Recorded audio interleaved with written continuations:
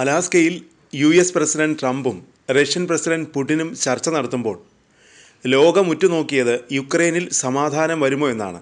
എന്നാൽ Russia Ukraine ബന്ധവുമായി ബന്ധപ്പെട്ട് വലിയ നിരാശയാണ് ചർച്ച നൽകിയത്.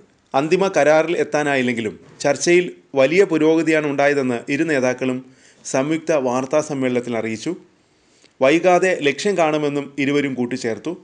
3 മണിക്കൂറാണ് അടച്ചിട്ട മുറിയിൽ ഇരു നേതാക്കളും ചർച്ച നടത്തിയത്. അന്തിമ കരാറിൽ എത്താനായിട്ടില്ലെന്നും എന്നാൽ ചർച്ചയിൽ വലിയ പുരോഗതി ഉണ്ടെന്നും ട്രംപ് സംയുക്ത വാർത്താ സമ്മേളനത്തിൽ പറഞ്ഞു. വൈകാതെ തന്നെ ആ ലക്ഷ്യത്തിലേക്ക് എത്താനാകും.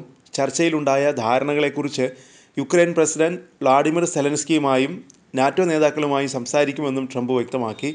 ചർച്ചയിലുണ്ടാകുന്ന പുരോഗതിയെ ഇല്ലാതാക്കുന്ന നീക്കങ്ങളുമായി യുക്രൈനോ യൂറോപ്യൻ രാജ്യങ്ങളോ മുന്നോട്ടു പോകരുതെന്ന് റഷ്യൻ പ്രസിഡന്റ് വ്ളാഡിമിർ പുടിൻ വാർത്താ സമ്മേളനത്തിൽ പറഞ്ഞു.